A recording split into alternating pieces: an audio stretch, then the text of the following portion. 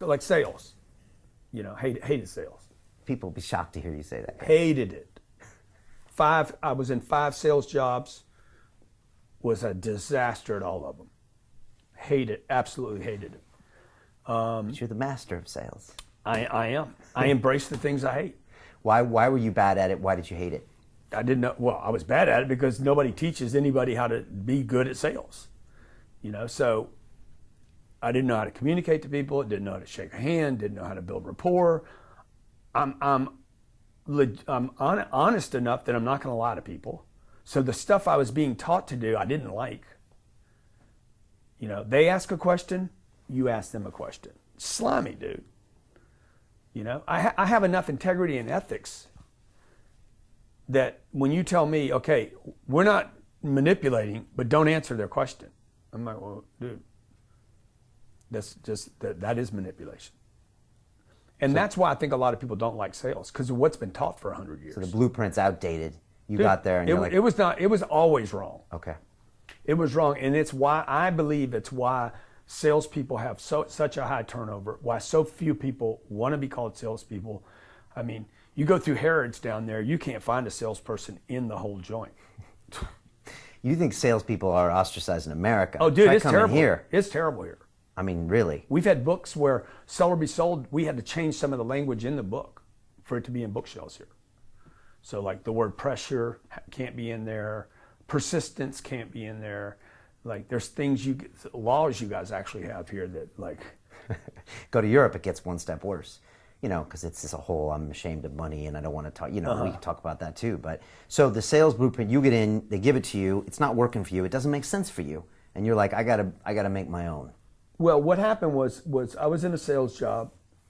I got a college degree in accounting, and because you thought it would teach you about money and it didn't. Yeah, so I end up in this sales job. It's the only job I could get, and so I hate it. Right, so I go to the treatment center. I come back out of the treatment center. I threw myself into it because it's the only thing I had.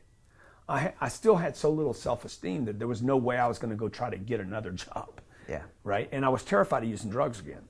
So I'm like, I went back. The place where I was working, they took me back, and I threw myself into it. And it's interesting when you commit to something, little gifts just start automatically showing up. It's a phenomenal thing. It's happened my whole career. When I fully commit, somebody will bring me something. And there's resistance along the way and problems along the way, but if you get through those things. Dude, if you just like super commit. Okay. And then look, then keep your eyes open. And by the way, the package may come wrapped in a package you weren't thinking about. Hard work. Or like a voice, or like a person, or you know, maybe from a different direction than you thought, or an offering where you're like, you read something about this and that's not the thing. Like all throughout my career, it's come in weird kind of ways. And so, like if you ask for help, and somebody shows up at the door, maybe invite them in. Okay. Regardless of what the packaging is or what you've heard about it or whatever. That's really been beneficial to me. Okay, open mind. Keep your ears open. But not too open. Okay, because you don't want everybody's advice or you'll be mediocre again. You'll be lose your individuality. Yeah, you won't even know what to do. If you listen to me and Dave Ramsey, you won't know whether to get debt or avoid it. Okay. And you won't do anything, but you'll be very knowledgeable. Right. And, So I threw a guy walks up, he gives me it was a little cassette tape. He's like, hey, I heard this, I thought you might like it. I listened to it, I was like, oh my God, there's a way to sell stuff. I didn't know there was actually something you could do. I listened to it, I called the 800 number. I said, what else do you have? And the guy said, we got a program for $3,000, it's 25 years ago, so it's like 10 grand, right? Mm. So I said, I'll call you back. Called my mom, I said, I need to borrow $3 grand. First money I ever borrowed outside of college. She gave me the $3 grand, and it changed my career. Wow. And then when I listened to this guy, and then I got this set of tapes, and I'd watch it on sales and how to be a salesman, how to negotiate. I'm like, this is what I'm going to end up doing for a living. I'm going to teach people how to do this, because there was such a vacancy and a void of it years ago. But what happened was, what I didn't like was some of the trickery in it. What I did was went in over the years and removed the trickery and basically made transparency and the authenticity in sales the way to service people. And now that's become a multi-$100 million business for me. But it's still a dirty word for a lot of people. Will that change over time? It might. The whole space might disappear first, actually, because of the internet. Really? Because everything will be custom and tailored and... Everything's just order it. Really? You know, order online. Sales can't die, Grant. Well, don't human opinions always need to be changed and challenged? I don't think it dies. Like you know, the strategy of negotiating with people. Like I do big deals today. Like, you know, I used to think a $20,000 deal was a big deal, but I'm working on $200 million deals today. So those deals are probably not going to be done over the internet. They're complicated. They require personalities and people, and anytime you involve people, then you have insecurities, and people have superiors to please, and then you got egos on the line, and it's the same thing at every level. Which is good, though. That's an opportunity for you. That's an opportunity. Okay, but you're saying... So at that level, like if you're going to negotiate your own deal, LeBron negotiates his own deals. You better know how to sell. Or you better just walk away. The ultimate is just walk away. Somebody else will offer you something else. But most people don't have that kind of marketability, right? So it's the everyday guy. I think some of the sales that will go away are the retail stores, like that kind of selling. Okay, gotcha. Where it used to just be the human touch point. Okay. So I think it's going to depend now on a click. Okay. You're still going to touch somebody and they're going to convince you this is the thing to buy or whatever, but some of that's going to go away, but you're still going to, the most important things in your life, you're still going to want to negotiate, find the right person, negotiate, like your job, you know, or opportunity. I got guys that work for me that are 33 years old, make $1 million a year. They negotiated the right deal for them, found the right guy. Negotiating isn't always about buying this piece of furniture, right? They negotiated with themselves as well as the marketplace. And found a deal that made everybody win. 5 years it took you to get out of rehab and make your first $1 million. Did you get all your self-esteem back? Because I know that takes time. From personal experience, I know it takes years. No. Money in many situations can actually increase the sensitivity to the lack of self. How so?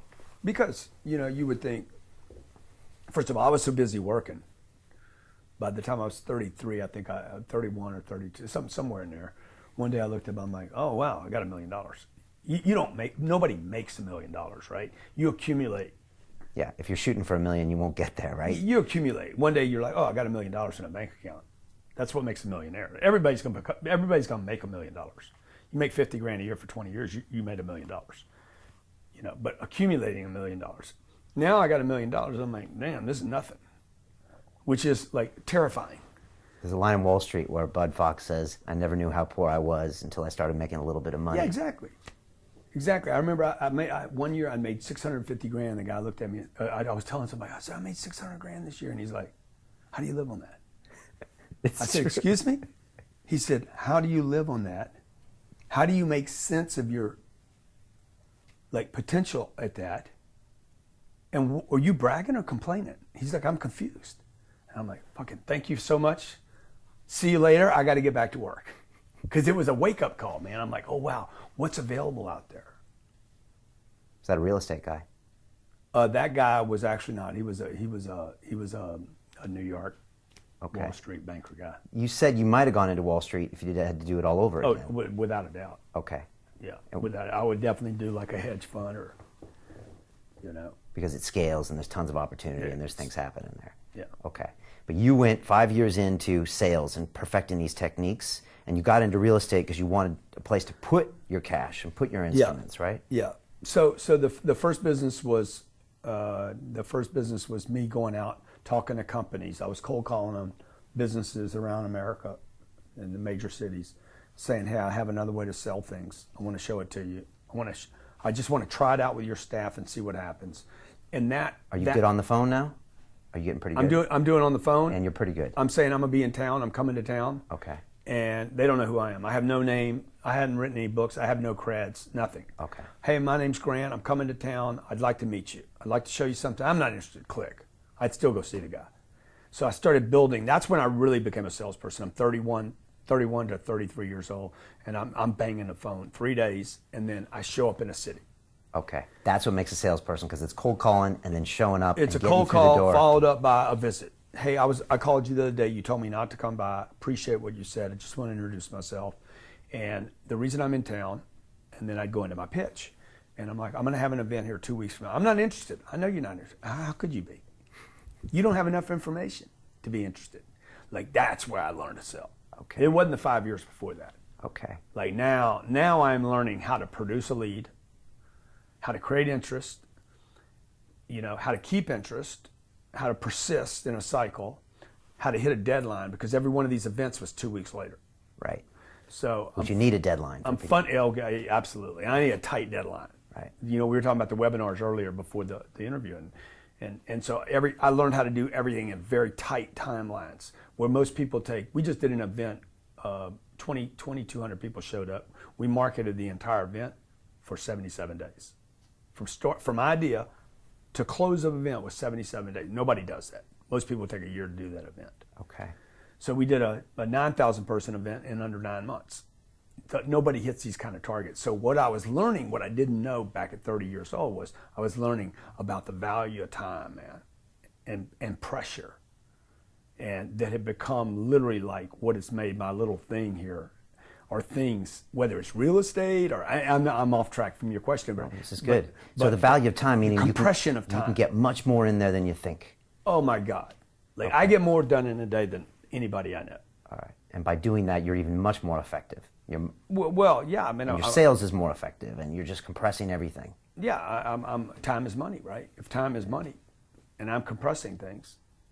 So a guy told me, I said, who do you think works harder, me or you? He's like, oh, he does. He's convinced he works harder than any person in the world. It's Gary V. Yeah. Me. I said, yeah, but who gets more done, dude? Who monetizes more faster? These are the bigger questions, not who works harder. It's who puts the branches and the pecans and the leaves in the bag without making the biggest mess. Like that is what a business is. It's not about making a mess or doing a bunch of work or looking all raggedy ass at the end of the day. It's how much can you get done with time, right?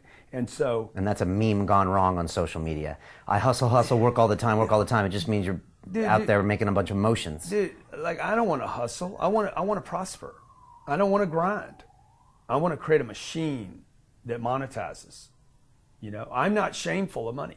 I want money. I want a lot of money. I want to give money away. I want to raise a lot of money. You can't do that if you're broke.